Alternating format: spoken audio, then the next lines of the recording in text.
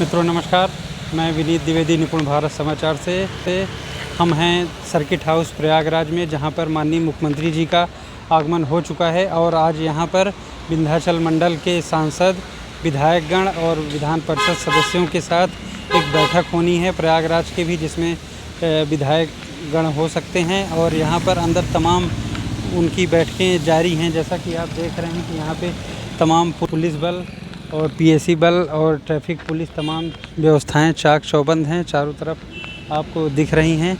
और यहाँ पर देखना है कि आगामी बैठक में क्या योजनाएं हैं और क्या उन्होंने बैठक में से निकल के आए, उसके बाद ही हम कुछ बता सकते हैं कि आपको कि बैठक कैसी रही। धन्यवाद।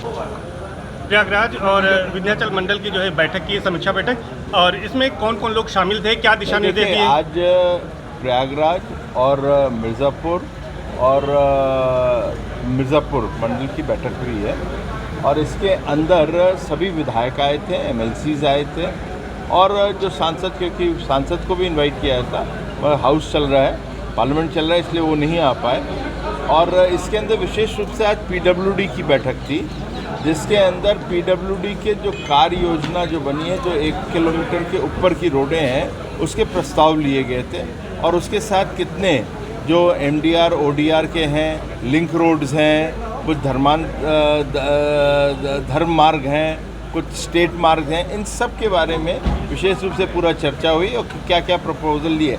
उदाहरण के लिए प्रयागराज के अंदर 1700 प्रपोजल्स लिए गए हैं। कहीं जिला की बात करूं तो उसमें से 6700 करोड़ के नए काम होने वाले हैं और ये खुशी की बात है, क्योंकि अभी हम लोग के यहाँ कुंभ हुआ है और उसके अंदर ही विकास के कार्य हुए, उसके साथ साथ ये भी अब कार्य और किए जा रहे हैं। 6700 करोड़ के और भी प्रस्ताव हैं, वो भी मुख्यमंत्री ने कहा आप देते चलिए, जिससे कि 15 सितंबर के बाद हम लोग यहाँ पर कार्य शुरू कर पाएँ।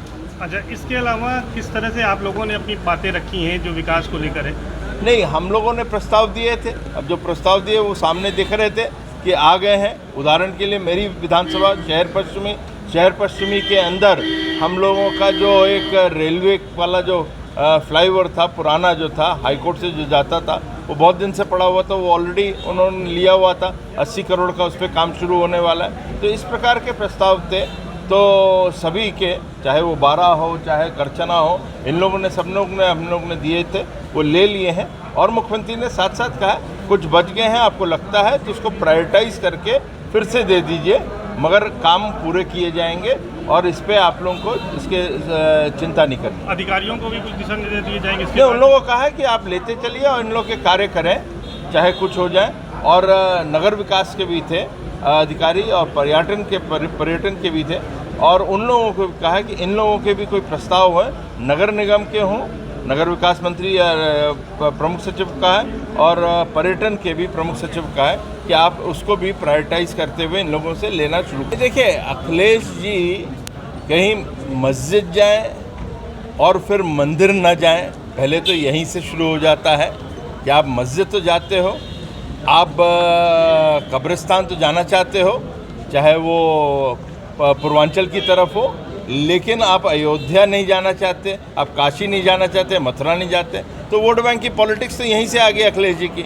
अब उनकी धर्मपत्नी को कोई मौलाना कह जाए और उसके बाद भी आप चुप रहें, तो अपने आप दिखाता है किस प्रकार की अखिलेश जी की तुष्टीकरण की जो पराकाष्ठा है वो है।